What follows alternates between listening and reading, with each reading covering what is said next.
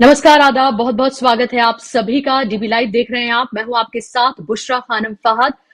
तो अभी 5 राज्यों के चुनाव संपन्न हुए हैं, जिनमें से 3 राज्यों में भारतीय जनता पार्टी को जीत हासिल हुई है और जो 3 हिंदी पट्टी के जो राज्य हैं वहां उसको जीत हासिल हुई है।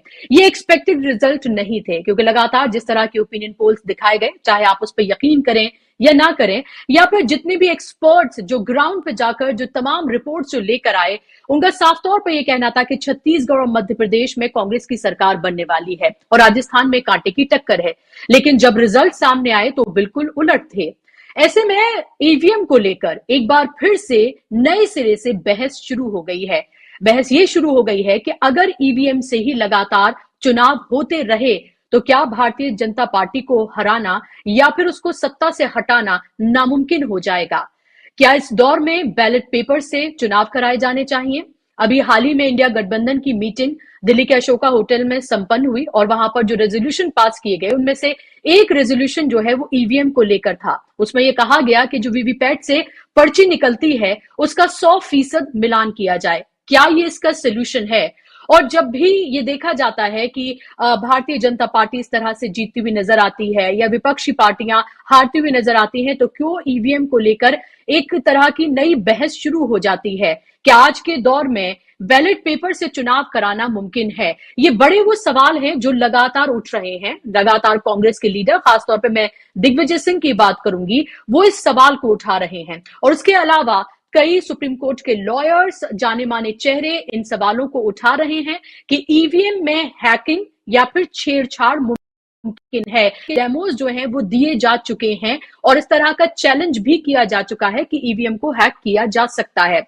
2024 के चुनाव में चंद महीनों का वक्त बचा है। ऐसे में जिस तरह की सियासत अपने पूरे चरम पर है, 146 सांसदों को बाहर का रास्ता दिखाकर पार्लियामेंट से कई महत्वपूर्ण बिल पास कराए गए हैं।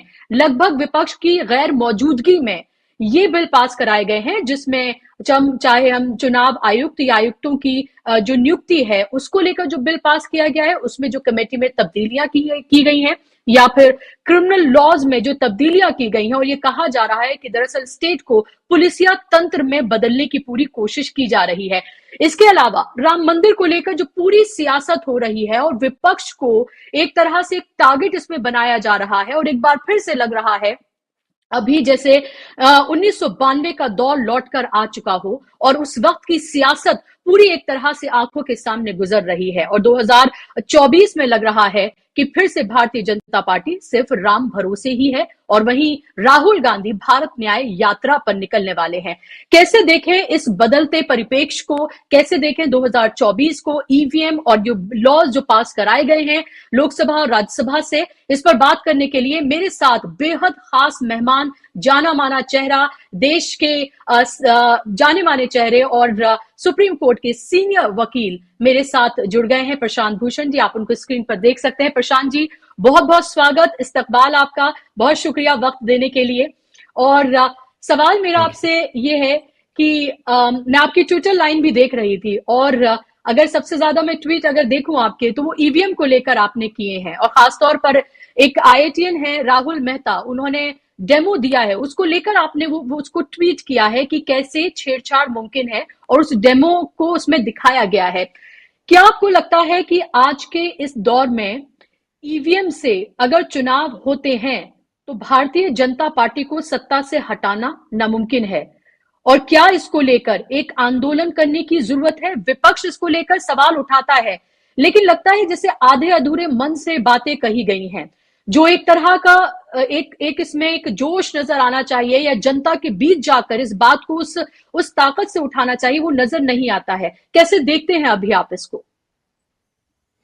देखिए, पहले तो मैं भी ये मानता था कि ईवीएम से छेड़छाड़ करना बहुत मुश्किल है और शायद हो नहीं सकती। लेकिन पिछले 15 साल में या 20 साल में जब से ईवीएम इंट्रोड्यूस हुए हैं, तब से उसमें काफ़ी तब्दीलियां करी गई हैं, और खासकर वीवीपैट मशीन के लगाने के बाद। तो 3 यूनिट्स होते हैं इसमें। एक तो ईवीएम जिस पे आप दबाते हैं, बटन दबाते हैं, एक वीवीपैट मशीन जहां पर पर्ची छपती है, और एक कंट्रोल यूनिट जहां पर आपकी वोट रिकॉर्ड होती है। और इसमें अब ये सब तब्दीलियां करने के बाद इसमें अब काफी सारा सॉफ्टवेयर इंट्रोड्यूस किया जा रहा है। एक सोर्स कोड होता है जो शुरू में डाला जाता है, और उसके बाद जब कैंडिडेट्स का लाइनअप तय हो जाता है हर एक कंस्टिट्यूएंसी का, तो फिर सिंबल लोडिंग करी जाती है टुवर्ड्स द एंड।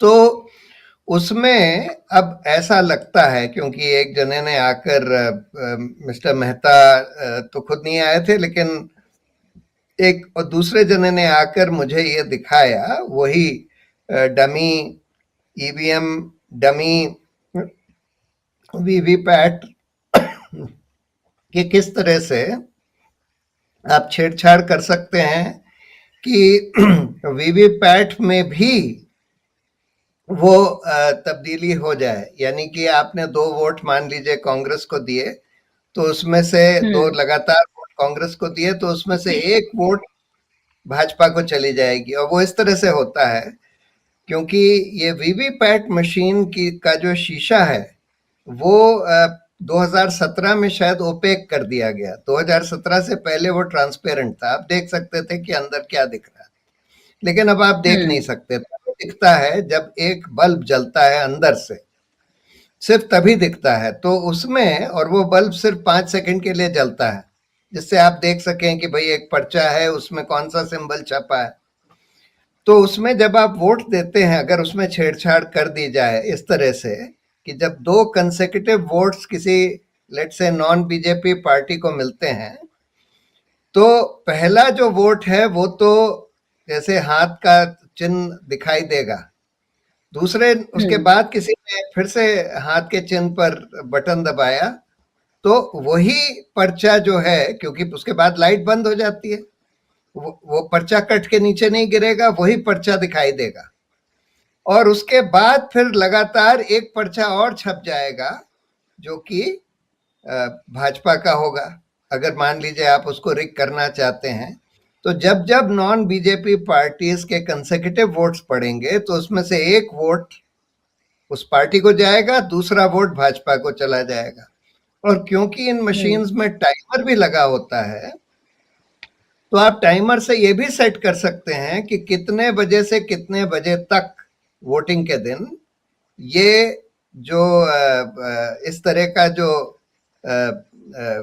प्रोग्राम है वो चलेगा। यानी कि बाकी समय नॉर्मल मोड पर चलेगा, लेकिन लेट से आपने कर दिया कि 12 से 3 के बीच में जो वोट डलेंगे उसमें इस मोड पर चलेगा। तो इसमें मान लीजिए भाजपा और कांग्रेस की टक्कर है, जैसे मध्य प्रदेश, छत्तीसगढ़, राजस्थान में थी। दोनों को करीब 50% वोट की एक्सपेक्टेशन है। तो कंसेक्यूटिव वोट्स कांग्रेस की लेटेस्ट से जितनी कांग्रेस की वोट्स गिरेंगी, 50% अगर गिरती हैं, तो उसमें से 1/3 करीब करीब ऐसी होंगी स्टेटिस्टिकली जो कि 2 कंसेक्यूटिव वोट्स कांग्रेस की गिरेंगी। यानी कि 50% की 1/3 से अगर आप आधी ट्रांसफर कर दें, तो 1/3 का मतलब हो गया 17%। 50% का 1/3 17%, उसकी आधी अगर आप भाजपा को ट्रांसफर कर दें, तो 8% वोट इधर से कांग्रेस से भाजपा को शिफ्ट हो जाएंगी। तो इस तरह से आप सोर्स कोड जब फीड करते हैं या उसके बाद जब सिंबल लोडिंग करते हैं, उस समय आप उसमें इस तरह का प्रोग्राम डाल सकते हैं। तो इस वजह से अब लोगों को ये सब देखने के बाद अब मुझे भी इस पर बहुत शंका हो गई है।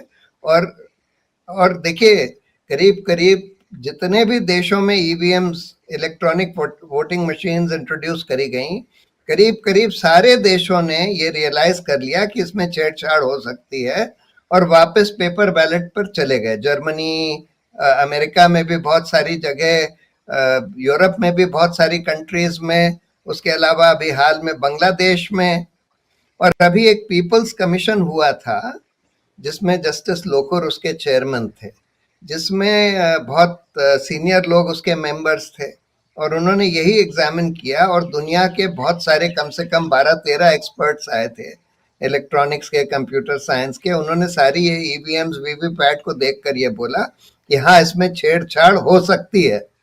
तो एक तो ये जी। तरीका है। दूसरा तरीका है कि शुरू में अगर आप जब जिस समय डेमोन्स्ट्रेशन होता है 6:30 बजे के करीब वो डेमोन्स्ट्रेट करते हैं कि देखिए हमने ये बटन दबाया तो ये वोट इसकी रिकॉर्ड हुई, दूसरा बटन दबाया तो ये वोट उसकी रिकॉर्ड हुई। उस समय अगर आप उन वोट्स को उसके बाद क्लियर करना होता है वोटिंग शुरू होने के पहले, अगर आप क्लियर ना करें उन वोट्स को तो वो वोट तो उसमें रिकॉर्ड रह जाएंगी। मान लीजिए आपने शुरू में ही 50 वोट भाजपा के नाम की डाल दी, तो वो वोट तो रिकॉर्ड रह जाएंगी अगर आपने क्लियर नहीं करे।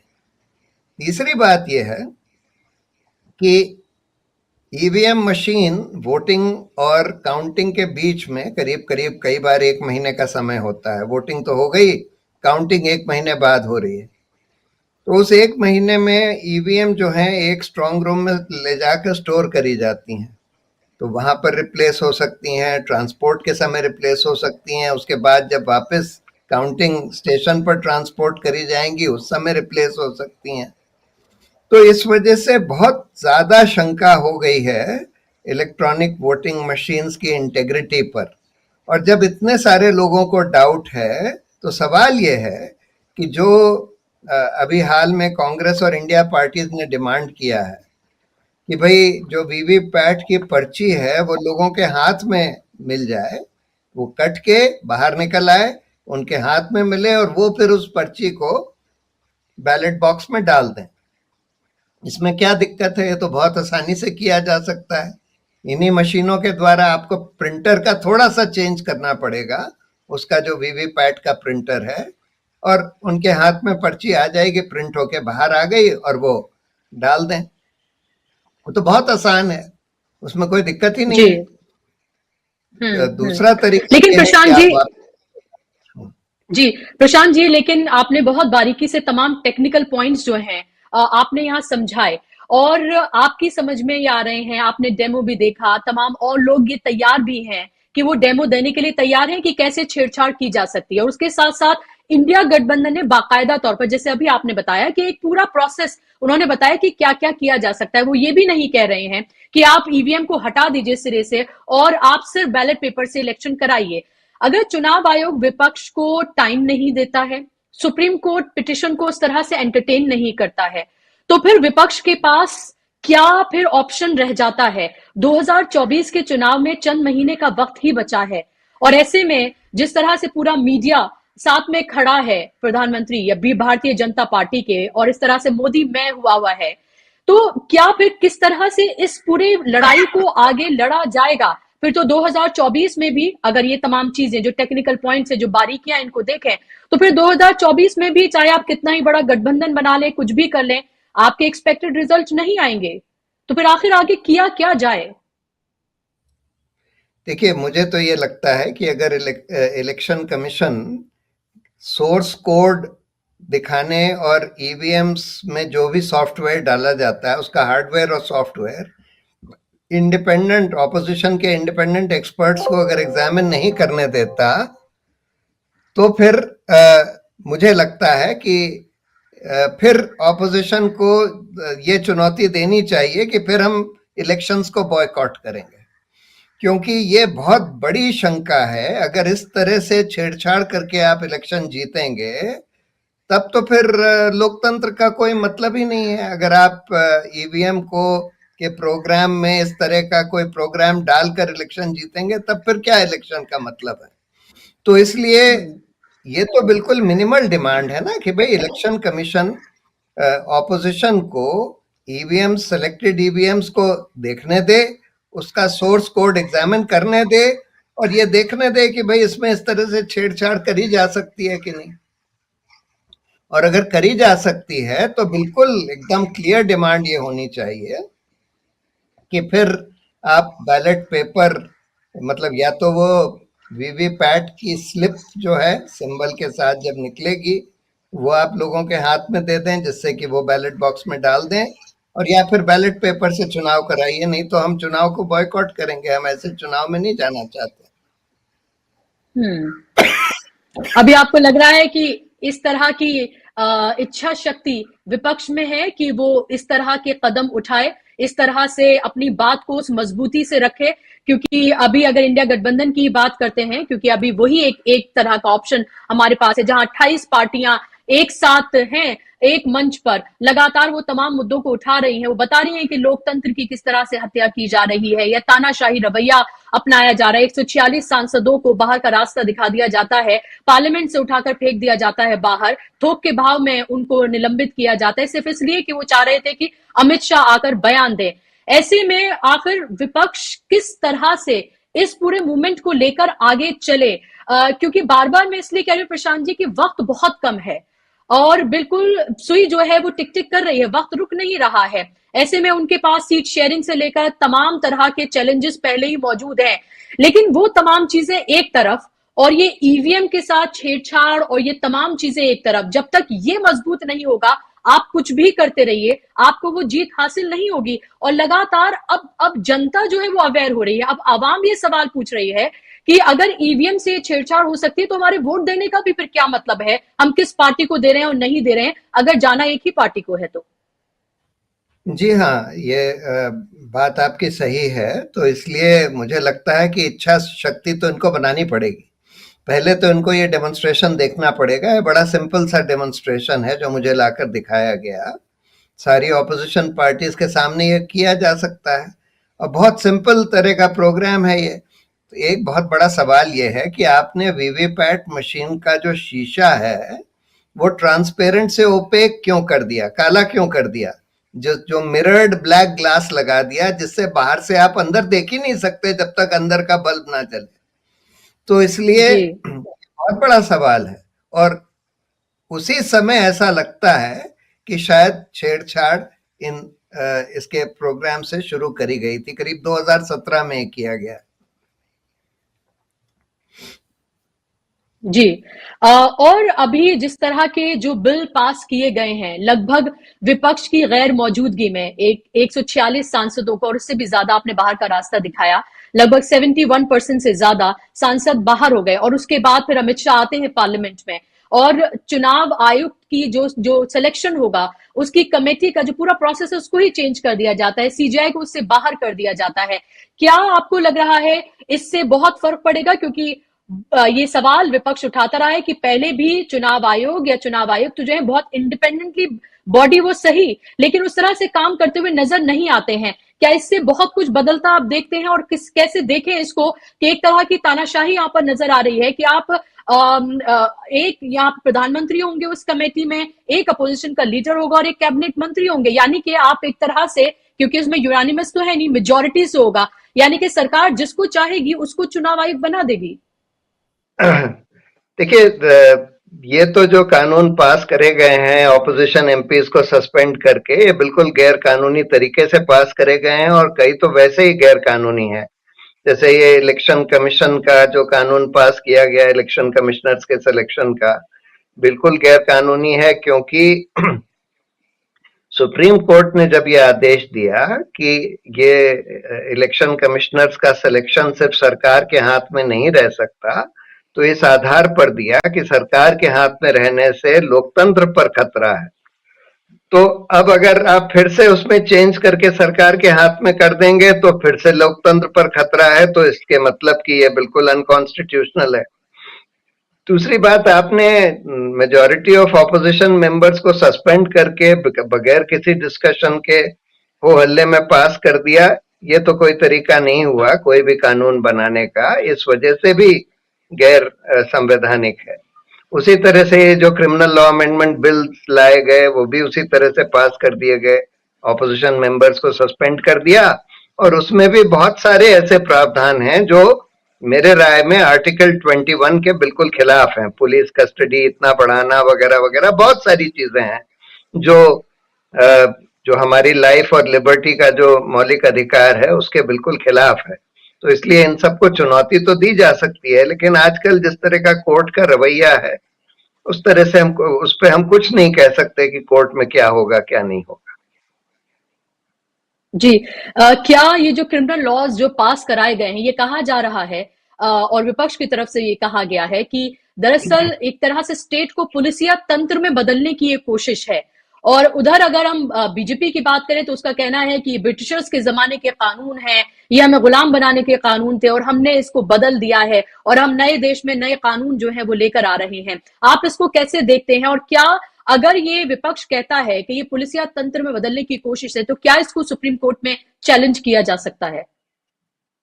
नहीं नहीं, ये तो बिल्कुल पुलिसिया तंत्र में बदलने की कोशिश करी गई है। पुलिस की पावर्स बढ़ा दी गई हैं, सिटीजन्स के राइट्स कम कर दिए गए हैं और इसलिए मेरी राय में इसके बहुत सारे प्रावधान जो हैं वो हमारे आर्टिकल 21 राइट्स के खिलाफ हैं और इसलिए इसको कोर्ट में चुनौती दी जा सकती है और देनी भी जी। चाहिए। और खासकर जिस तरह से ये पास करे गए कानून कि आप ऑपोजिशन मेंबर्स को बिल्कुल इलीगली सस्पेंड करके सिर्फ इसलिए सस्पेंड कर दिया कि वो लोग ये मांग कर रहे थे कि इतना बड़ा सिक्योरिटी ब्रीच हो गया, इस पर होम मिनिस्टर बयान दें, ये तो बिल्कुल ही गैर कानूनी है। जी।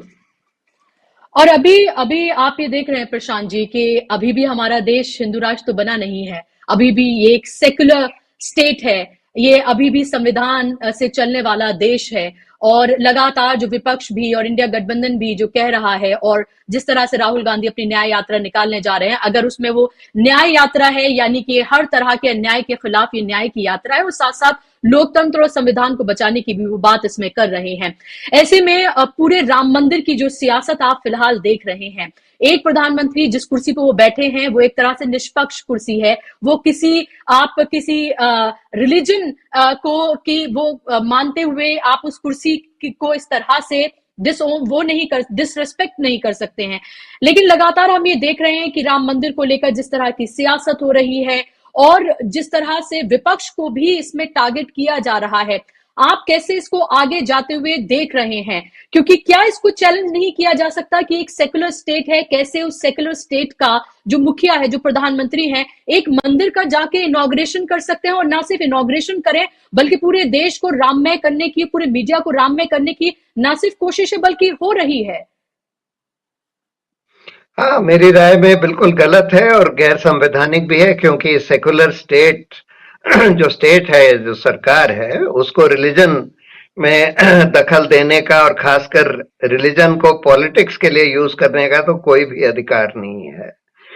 और अगर आप एक ही रिलीजन को लगातार बढ़ावा दे रहे हैं तो बिल्कुल डिस्क्रिमिनेटरी भी है, नॉन सेक्युलर भी है, तो इसको चुनौती दी जा सकती है। लेकिन आजकल जिस तरह का कोर्ट का हाल हो गया है, जिस तरह के फैसले आ रहे हैं, मुझे नहीं उम्मीद है कि कोर्ट इसमें कोई दखल देगा। जी, आप खुद एक सुप्रीम कोर्ट के सीनियर लॉयर हैं और आप खुद कह रहे हैं कि जिस तरह के वहां से जो भी लॉ जो हैं जो पास करा के या जिस तरह के तमाम फैसले जो हैं वो कोर्ट से आ रहे हैं, आपको नहीं लगता है कि वहां से कोई उम्मीद बाकी है क्योंकि सुप्रीम कोर्ट से ही ये फैसला राम मंदिर का आया है। ऐसे में अब देश की राजनीति को आप कहां जाते हुए देख रहे हैं? क्योंकि आप ना सिर्फ एक लॉयर हैं बल्कि पॉलिटिकल और सोशल एक्टिविस्ट भी हैं आप, तो आप अब देश की राजनीति को कहां जाते हुए देख रहे हैं? क्या इंडिया गठबंधन जो बना है किस तरह की उससे उम्मीद रखें? क्योंकि अभी प्रधानमंत्री कह रहे हैं कि इस बार उन्होंने टारगेट जो है वो 50% का दिया है और वो अब 2000 सिर्फ 24 की नहीं बल्कि बात तो वो 2047 की कर रहे हैं। तो एक तरह से अभी चुनाव नहीं हुए, नतीजे नहीं आए हैं, लेकिन एक लोकतंत्र को धता बताते हुए वो ये चैलेंज कर रहे हैं और 404 का इस बार नारा उन्होंने दिया है। एक नाउम्मीदी नजर आती है, लेकिन क्या उस नाउम्मीदी में कोई आप सिल्वर लाइन देखते हैं? देखिए, ये इस पूरे हमारे देश के लिए, लोकतंत्र के लिए इस समय सबसे बड़ी चुनौती है क्योंकि सिर्फ लोकतंत्र ही नहीं दांव पर लगा हुआ, सिर्फ हमारे मौलिक अधिकार ही नहीं दांव पर लगे हुए, पूरी सभ्यता इस देश की दांव पर लगी हुई है।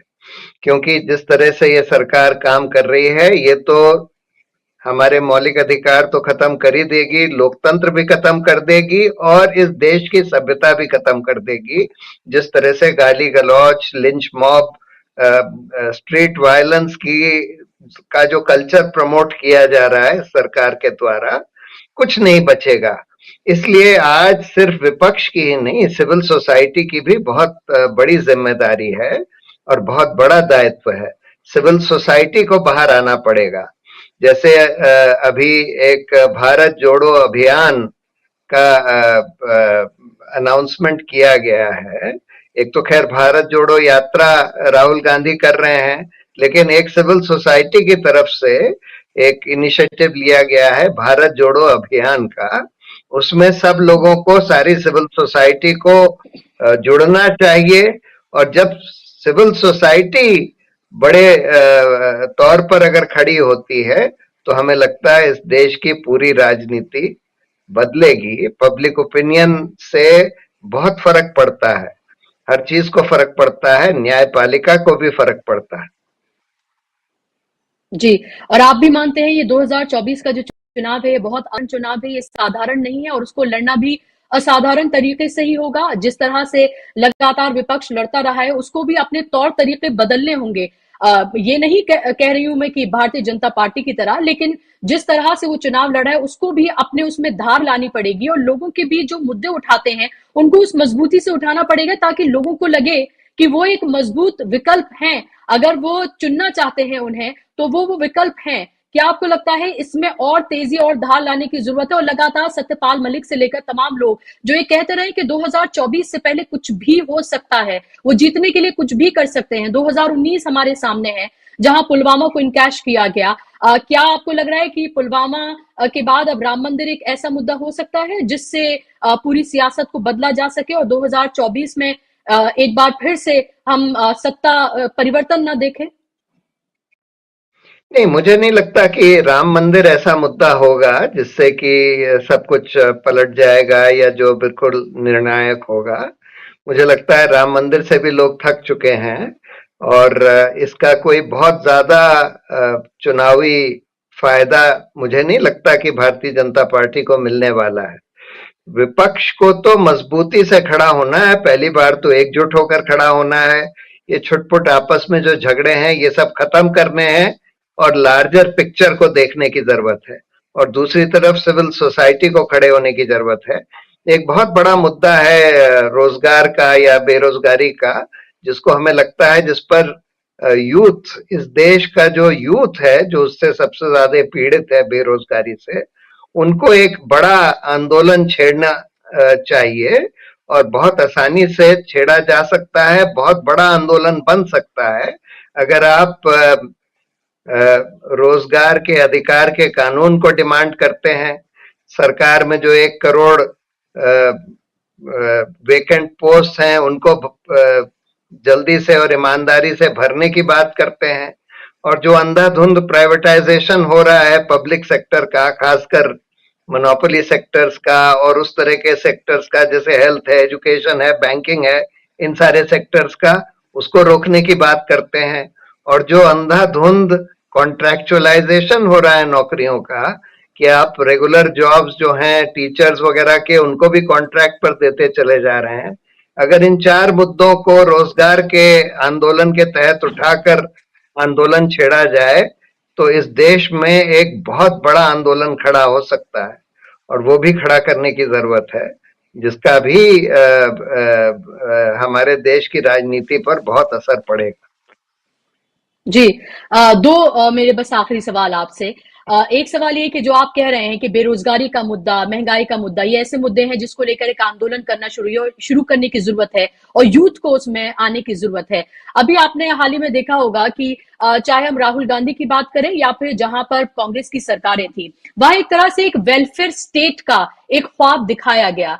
ये कहा गया, जातिगत जनगणना की बात की गई, सामाजिक न्याय, सामाजिक बराबरी की बात की गई, क्रूनी कैपिटलिज्म की बात लगातार करते रहे हैं राहुल गांधी, आरएसएस और बीजेपी की विचारधारा की वो बात करते रहे हैं, युवाओं को अपने साथ वो जोड़ते रहे हैं, लगातार युवाओं से वो संवाद भी करते रहे हैं। लेकिन उसके बावजूद भी रिजल्ट अगर फिर भी बीजेपी के पक्ष में आए तो आप फिर कहां कमी देखते हैं? क्योंकि इस तरह की पॉलिसीज चाहे राजस्थान की बात करें, छत्तीसगढ़ की बात करें, हम वहां पर लाई गई। कर्नाटका में 100 दिन में बहुत कुछ करके दिखाया गया कांग्रेस की तरफ से, और अब तेलंगाना में उनकी सरकार बनी है, तब भी उन्होंने कई प्रॉमिसेस अभी हाल ही में उन्होंने प्रॉमिस पूरे किए हैं सरकार बनने के बावजूद भी। लेकिन फिर भी जो डिजायर रिजल्ट्स हैं वो क्यों नहीं मिल पाते हैं अगर मुद्दों की कोई कमी नहीं है? अंबार है मुद्दों का और उठाया भी जा रहा है उनको। देखिए, राहुल गांधी ज़रूर उठा रहे हैं, लेकिन बाकी कांग्रेस के लीडर्स इतनी ज़ोर की नहीं उठा रहे। थोड़ा थोड़ा खड़गे जी उठाते हैं, लेकिन जैसे अब कांग्रेस की जो मध्य प्रदेश में लीडरशिप थी, कमलनाथ, उन्होंने कहाँ ये सब मुद्दे उठाए। वो तो खुद ही वो बाबा बालकनाथ के सामने जाकर उन्होंने घुटने टेक दिए थे। वो तो वही पॉलिटिक्स करना चाह रहे थे जिस तरह की पॉलिटिक्स भाजपा के लोग करते हैं। तो देखिए, कांग्रेस के जो स्टेट लीडरशिप्स हैं, उसमें तरह तरह की प्रॉब्लम्स हैं, और कांग्रेस को अपने बहुत सारे स्टेट्स में नई लीडरशिप लानी पड़ेगी।